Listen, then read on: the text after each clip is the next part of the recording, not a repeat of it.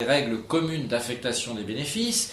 Le bénéfice de l'exercice est affecté en partie distribué, en partie réserve. Cette affectation est soumise à des règles juridiques bien précises. La plupart des actionnaires en général préfèrent un dividende relativement stable et par conséquent les dirigeants d'entreprise versent un dividende avec un taux relativement stable, un taux de distribution considéré comme idéal, c'est-à-dire un pourcentage à peu près fixe des bénéfices réalisés par l'entreprise. Alors ces règles communes d'affectation, première partie, les réserves tout d'abord, parlons des réserves, définition, qu'est-ce qu'une réserve?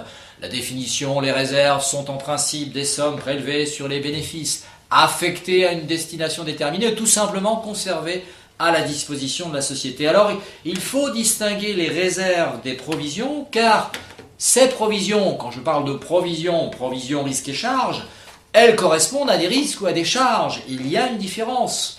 Quand, en effet, je constate une provision risque et charges, je mets de l'argent de côté, on est d'accord, mais parce qu'il va y avoir derrière une sortie de ressources, et une sortie de ressources parce qu'il va y avoir une charge à payer, ou un risque, un litige. Par conséquent, cette distinction est importante. De même, dans les capitaux propres, vous avez des postes tels que le poste prime d'émission.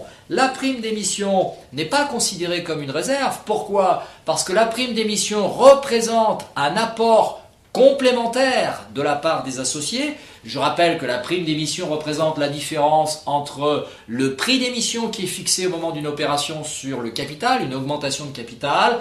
Exemple, j'ai un prix d'émission de 80 € alors que le nominal de l'obligation est égal à 20 €. Le supplément apporté par rapport au nominal représente la prime d'émission. Et la prime d'émission est bien un supplément d'apport, ce n'est pas une réserve. Elle n'est pas, à la différence des réserves, prélevée sur les bénéfices. La réserve légale. La réserve légale, dans les sociétés par action et dans les SARL, une fraction du bénéfice doit être portée à la réserve légale. Elle est dotée par prélèvement sur le bénéfice de l'exercice, diminué le cas échéant des pertes antérieures. Attention, ce prélèvement ne porte pas sur le report à nouveau bénéficiaire. Il peut y avoir un reliquat de bénéfices de l'année dernière, report à nouveau bénéficiaire, et on ne calcule pas la réserve légale sur ce report à nouveau bénéficiaire parce qu'il y a déjà eu l'année dernière ce prélèvement sur les bénéfices et le bénéfice et donc le report à nouveau bénéficiaire. Le prélèvement pour la dotation à la réserve légale est égal à 5% du bénéfice et ce prélèvement cesse d'être obligatoire lorsque l'on atteint le 10e du capital. Les statuts peuvent très bien prévoir un prélèvement supérieur à 5%, un plafond supérieur à 10%. En règle générale, on applique ce taux de 5 et de 10%. S'il y a augmentation de capital, la réserve légale avait déjà atteint ce plafond de 10% du capital. Il faudra donc continuer à doter cette réserve légale. Et s'il y a une réduction de capital motivée par des pertes, parce que la réserve légale est une réserve qui permet d'imputer des pertes. Dans ce cas, que faudra-t-il faire? Il faudra reconstituer de nouveau cette réserve légale pour qu'elle atteigne 10% du capital. Cette réserve est imposée aux SARL, aux sociétés par action. Pourquoi imposer une réserve légale? Il s'agit d'un complément de garantie. Je rappelle que la garantie des créanciers, le capital constitue une garantie pour les créanciers et pour apporter un complément de garantie, il est prévu une réserve légale. Cette réserve légale n'existe pas dans les sociétés de personnes. Pourquoi? Parce que le patrimoine personnel des associés va servir de garantie aux créanciers. Est-il possible de la distribuer? Un prélèvement sur cette réserve pour une distribution n'est possible que si le fonds de réserve dépasse les fameux 10% du capital. J'ai doté la réserve légale au-delà des 10%. Dans ce cas, il peut y avoir une affectation excédentaire et dans ce cas, on peut distribuer cette affectation supplémentaire. On peut l'utiliser, nous venons d'en parler, pour combler des déficits, voire pour augmenter le capital, incorporer la réserve légale au capital. Les réserves statutaires. Les réserves statutaires sont des réserves rendues obligatoires par les statuts, d'où le nom réserve statutaire, s'imposent à l'Assemblée générale ordinaire au moment de l'affectation du bénéfice. Ces réserves ne peuvent être distribuées, attention, sauf si une décision prise dans les conditions requises par une modification des statuts en Assemblée générale extraordinaire supprime l'indisponibilité de cette réserve. C'est une contrainte importante. Ces réserves manquent de souplesse et par conséquent, du fait de ce caractère très contraignant, et par conséquent, ces réserves sont en fait assez rares en pratique. Les réserves facultatives. Les statuts permettent le plus souvent à l'Assemblée générale qui va approuver les comptes, qui est l'Assemblée générale ordinaire, de prélever sur le bénéfice des sommes pour les affecter à un compte de réserve. On parle de réserve facultative, de réserve de prévoyance générale, extraordinaire. Très souvent, réserve facultative. Les statuts peuvent prévoir, avant l'affectation à ces comptes de réserve, une distribution d'un premier dividende. Dans la distribution, il va y avoir le premier dividende, l'intérêt statutaire. Donc, on peut prévoir au niveau des statuts d'abord la distribution d'un premier dividende de façon à écarter la possibilité de mettre en réserve la quasi-totalité du bénéfice, ce qui va priver dans ce cas les actionnaires et surtout les actionnaires minoritaires qui veulent percevoir un dividende. L'Assemblée générale ordinaire a la disposition de ces réserves qui peuvent être affectées à une distribution aux actionnaires, à une augmentation de capital, à l'imputation des pertes, à un rachat de parts sociales ou d'actions. Très souple, très fréquent. Les réserves réglementées, l'application de certains régimes fiscaux de faveur ou pour obtenir certaines subventions oblige dans ce cas les entreprises à affecter une partie de leurs bénéfices à un compte de réserve spécial. Quel est l'objectif de ces réserves dites réglementées à caractère fiscal? L'objectif, c'est d'augmenter l'autofinancement des entreprises. Donc, sous condition, vous avez un avantage fiscal, mais par contre, en contrepartie de cet avantage fiscal, il faudra doter une réserve. C'est donnant-donnant. Vous avez cet avantage, vous devez doter une réserve. On les appelle donc les réserves réglementées. Concernant les dividendes, distribution de dividendes, nous parlons de masse distribuable. Les sommes distribuables sont constituées par le bénéfice distribuable et les réserves dont l'Assemblée a à sa disposition.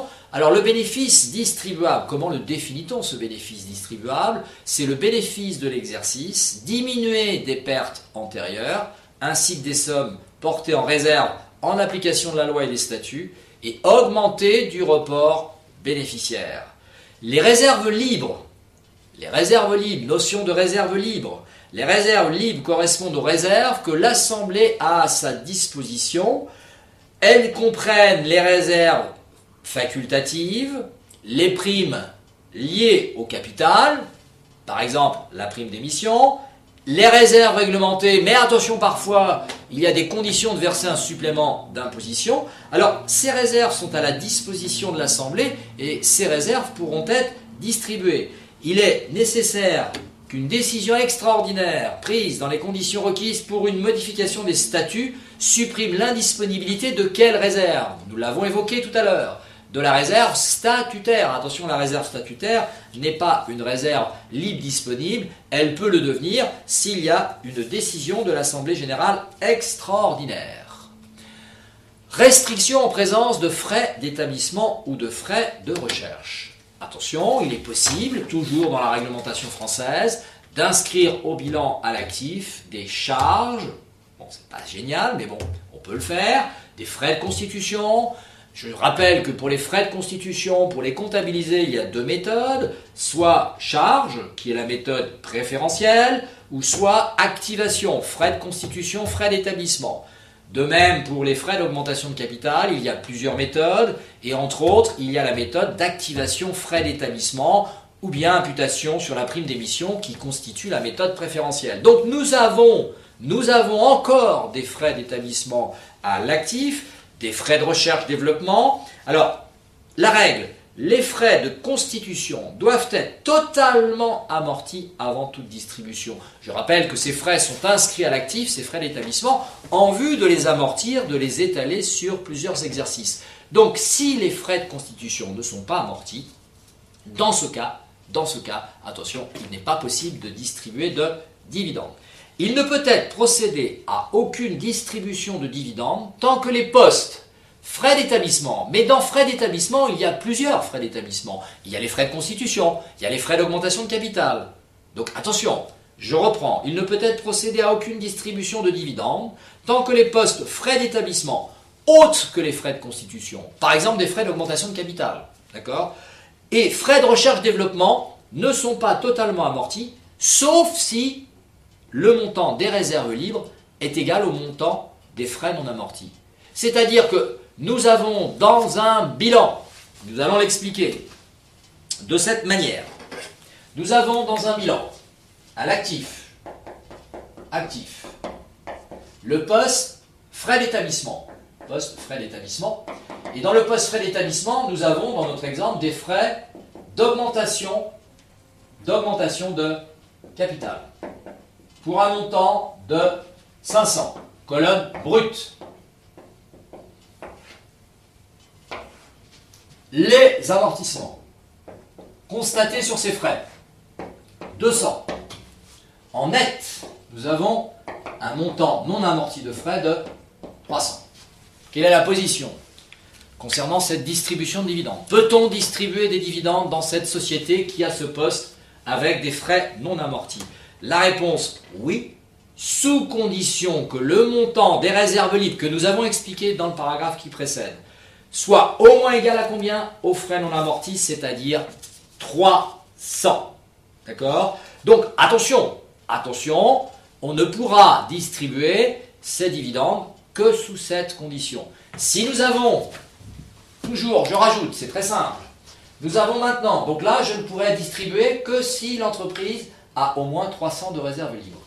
Maintenant, je rajoute le deuxième poste, toujours frais d'augmentation de capital, et maintenant je rajoute frais de constitution pour un montant de 400, d'accord, pour un montant de 400, 300 amortis, 100 net. 100 net. D'accord? Réponse, cela fait partie des frais d'établissement. Donc il y a des frais de constitution. Réponse, peut-on distribuer des dividendes? Non. Là, les frais de constitution doivent être totalement amortis. Ce n'est pas le cas. Donc là, il n'y a même pas, il y a un montant de réserve libre. Non, ce n'est pas possible. On ne peut pas distribuer de dividendes. S'il y a distribution de dividendes, c'est une distribution de dividendes fictif. Bien.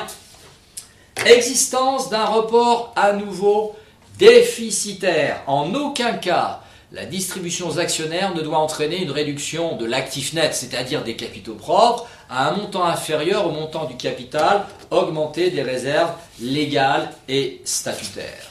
Pour expliquer cette règle, l'exemple numéro 1, la situation nette, le montant des capitaux propres, l'actif net d'une société anonyme, l'actif net ou les capitaux propres de la société anonyme. Voilà la terminologie, on peut dire les capitaux propres de la société anonyme.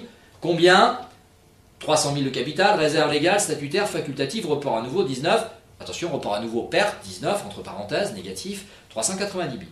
La société pourrait-elle distribuer les 85 000 de réserve facultative?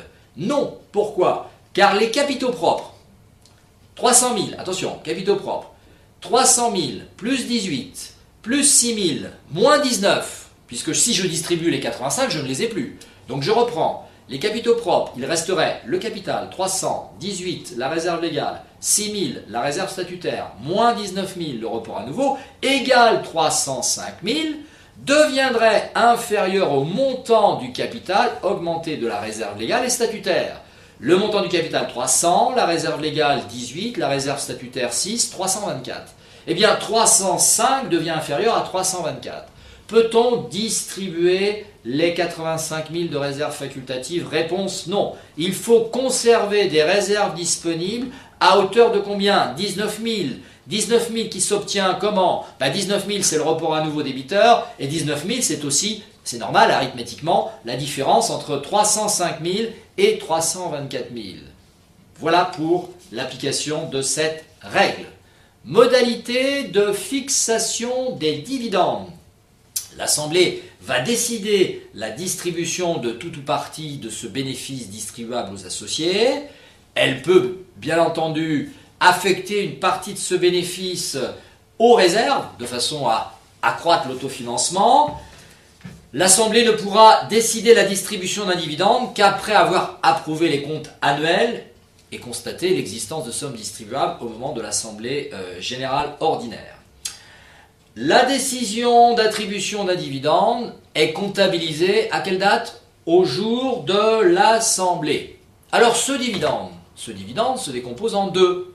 Il y a le premier dividende que l'on appelle l'intérêt statutaire. Les statuts peuvent prévoir que les actionnaires auront droit à ce premier dividende, à une certaine fraction du bénéfice calculé sur le montant libéré non remboursé des actions. Cet article appelle les remarques suivantes. Les actions, attention, les actions amorties ou actions de jouissance. Action amortie, je rappelle, qu'est-ce qu'une action amortie? C'est une action qui a été remboursée par anticipation. C'est très rare. Entreprise concessionnaire, nous l'avons étudié. En effet, dans le cas de l'amortissement du capital, c'est de rembourser par anticipation une partie de ce nominal d'action ou la totalité.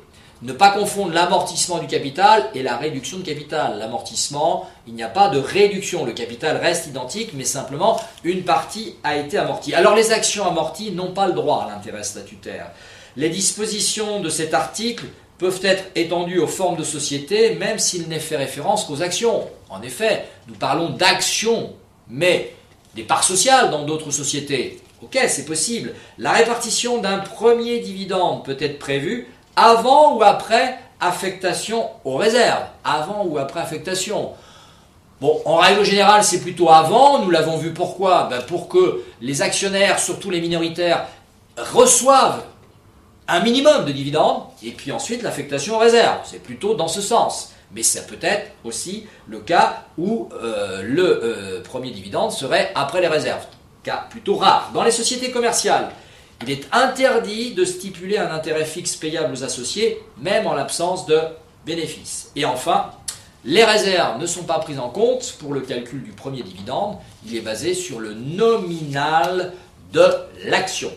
Le super dividende, on l'appelle le second dividende. Il désigne la somme qui est attribuée aux associés par l'Assemblée générale, en plus du premier. Ce super dividende est versé à toutes les actions, qu'elles soient entièrement, partiellement libérées. Je rappelle que lorsqu'il y a constitution ou augmentation du capital, les actions représentatives d'apport en numéraire ne sont pas toujours entièrement libérées. Attention, le premier dividende, l'intérêt statutaire, se calcule sur le montant libéré. Ce n'est pas le cas pour le super dividende, qu'elle soit ou non partiellement ou totalement amortie. Idem, les actions amorties ont le droit au super dividende. Elles n'ont plus le droit au premier dividende, mais elles ont droit au second dividende. Bien, concernant la prime de partage des profits, qui concerne des sociétés commerciales, dans lesquelles le dividende par action est en augmentation par rapport à la moyenne de ceux distribués au cours des 2 exercices précédents, doivent mettre en place une prime de partage des profits. Les modalités de mise en place de cette prime, son montant, ses conditions de versement sont définies par un accord ou à défaut par une décision unilatérale de l'employeur. Ce dispositif est facultatif dans le cas des entreprises qui ont moins de 50 salariés. Alors, cette prime de partage des profits, la position de l'ANC à la clôture de l'exercice, faut-il constater un passif? La prime ne sera versée qu'en N+1, ne répond pas à la définition d'un passif à la clôture de l'exercice N, car il n'y a aucune obligation vis-à-vis des salariés inscrits à l'effectif de clôture. Pourquoi? Parce que selon la position de l'ANC, la prime va constituer une obligation à partir de quelle date? À compter de la date de l'Assemblée générale qui a voté la distribution de dividendes. Et l'Assemblée générale se réunit en N+1. En conséquence, fin N, les sociétés n'ont pas à provisionner cette prime de partage des profits.